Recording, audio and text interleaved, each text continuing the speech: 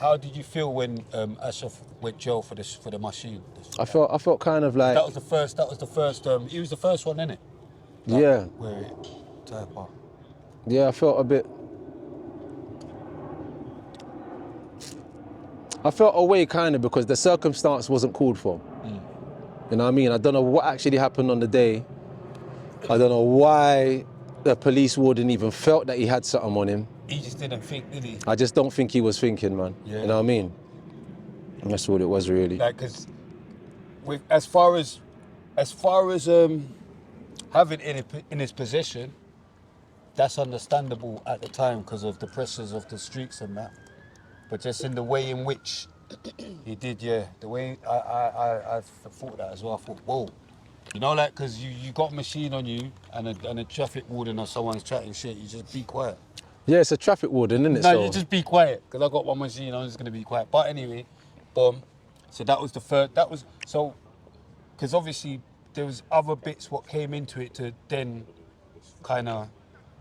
I wouldn't say break up So Solid, but it kind of like panned it down a bit. And that's why I put that Asher going to jail as the first kind of catalyst. I don't know if it was a different catalyst. All I say is this. If we had the support of our community and the streets and everybody, it wouldn't happen like that. Okay. Nothing would have happened like that. Because in this day and age, people are getting arrested for shootings, stabbings and all of that, and they're getting celebrated when they come out of jail. They're going back into their record deals. No one's dropping them from record deals. They're utilising that as a big thing. You know what I mean? It's a bit different in this day and age. But it's like we didn't have the support. It's like, yeah, you take So Solid down, you take the rest. Because, bro, we had, it was mad. It was so deep those times, bro. Like David Blunkett and Tony Blair, they sent out man to come and find me and be a part of the Disarm Trust. And they had negotiations with you know when Swiss said last time they was meant to give a few mil, last time I heard something they ain't done it yet still. Because the Disarm Trust was me, Frank Warren and certain man where they said we're gonna give you lot millions so that you can go to each area and present it to some of these gangsters. Just go around, please. Go around. Go around. And present, and they said they was going to give they had a kitty of a few million, yeah, and they wanted certain key people to go around and speak to certain gangsters in each area. Now this is something that happened in America, with the Italians, with the Paddies, with the Irish, where to calm gangsterism, the government took some money, gave it to certain fractions of gangs, and made them become legit businesses. And they wanted to do the same thing with our community, yeah? So it was called the Disarm Trust, yeah? You lot stop the violence in certain areas because there's certain big, can you see right along the River Thames on southwest London, all the glass buildings and all the apartments that go right up to Canary Wharf? This is a big investment that was happening from since my times.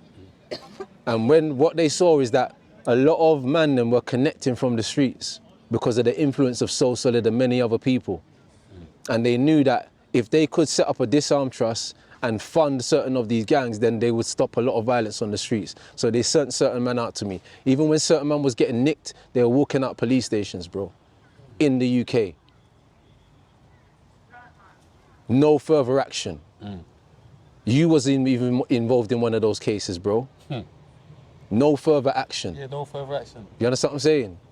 Because in those times, like, and I tell you what the division was. The division was that the police didn't like that.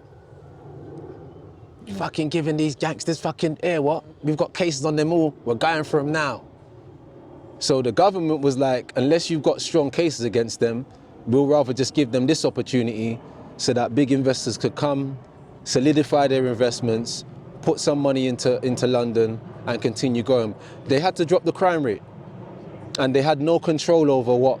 It wasn't like they couldn't stop us from doing it because they all could. Because our level of gang violence was senseless, there was no organization to it. There was no order to it. No one was given the word, yeah, go and do it. So they couldn't pinpoint the head honcho. There was no like boss of South London. Everyone was their own boss. It was fucking each for their own. So they had to work out a way to do it. So there was a battle between the disarm trust, the government, and the police at that time, and the police won. The police won in the end because no one got the money. The disarm trust dismantled. Did you hear anyone get any money? No one got any meals. No one got any meals from the government to set up these businesses as gangs. No one got it. But it happened in America, it happened in Ireland, happened in Scotland, but in England it didn't happen here, bro. So what happened? What happened? Because obviously, like that's what I'm saying. It seemed like you lot kind of went quiet for a sec. I went jail in it. I went jail in 2004.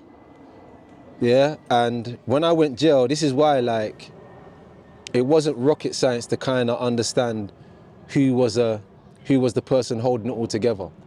No one was managing So Solid well. No one would run the companies. G-Man wasn't the person that What did could. you go jail for? There was a murder case I went jail for. You get me? Obviously, I know, but I'm trying to do my journalistic shit. I went jail for a murder case still. Yeah. But that was like some big hoax, man. Police corruption, you get me? People shooting at us, and more of a situation where the police tried to make it sound like it was an enemy thing, but it was on the Wandsworth Borough territory. I knew everybody, you know what I mean? Everybody was calm. And to tell the truth, we was trying to leave that estate twice. You get me? I don't want to mention the name of the person and the family. We was trying to leave that estate twice. And the first time a friend called us back, the second time the father called us back. I did hear the victim was found with a machine. Yeah, the person who passed away had shot 2 firearms. Yeah, I did hear that. You get me? But, like, he was shooting 2 firearms. 2 of the witnesses that took the stand had firearms as well. They were known to be shooters as well on the day. And there's another person who was pinpointed at the scene who was shooting, and no one knows where he is. You understand what I'm saying? So my friend sitting in jail. Free up Morgan. Morgan sitting in jail on something that I didn't even witness happen. And forever, like, I think the family know who actually done the actual fatal shooting, but they're still trying to just hold my brethren more accountable for it than the scenario that actually happened. And that's just my point of view of the whole thing, you get me? From how the case was, to the evidence presented, to forensics and all of that sort of stuff, it just kind of points from one direction. But alhamdulillah, but looking at it now, because I think Morgsy got 30 in it. Yeah, 32. 32 years, man. Yeah. But yeah, that's sad. But bro, like, you got not guilty. Yeah. How does that make you feel sometimes? Like, raw, like you've literally, don't you feel like raw, like, boy, like, chosen, not chosen, but I don't know, but you've literally skipped a life sentence. Well, at the end of the day, skip, you see what it is? guilty, They were you know blaming the whole thing on me. They were saying I was the one that gave the order. That's how they put it. You said burst him, you said this. And that were none of the case, you know what I mean? Like, even when I was in court, the family was like, what's Mega doing here? Mega didn't do nothing. Mega didn't shoot anyone. So everyone knows each other? Everyone knows, we all know each other. The family, everyone, we know each other, man. Mad. Like, the cousins, all the cousins went to my school. Mad, the younger brother said, look, like, what's Mega doing here? Like, Mega didn't do anything. You know what I mean? And they twisted up. There was a witness behind closed doors where they twisted up his statement. And he actually recorded his conversation with the police and brought it to the table. You get me? And when we presented that in court, that's what made me get bail, second trial. And they still tried to put me down and make me go through a whole 3rd trial and go all the way to jury before getting a not guilty. How did that feel though, bro? It was tense times, man. It was tense times, man. Must have been shit. Almost 3 years out of my life trying to just be calm what's and going on as well. yeah, but I had George Carter Stevenson is a big QC, man, very big QC, and we left no table unturned. And Byman and Partners, Michael Schwartz, my family, who are lawyers as well, were very deeply involved in the case. Left no stone unturned, from evidence to everything. If you looked in my cell was full of paperwork that I shouldn't have had.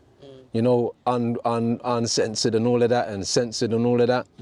And like, Morgan solicitors weren't really doing their job. If it wasn't for my side of the case, Morgan wouldn't still have a chance to, you know what I mean, still revive his situation, and that's what he's still going through right now. Oh, is he still able to? Still able fighting, to, yeah? still able to cut through and battle his side of the One story. thing I say with him is every time I speak to him, he's always in good spirits. Still. Yeah, but because he knows his innocence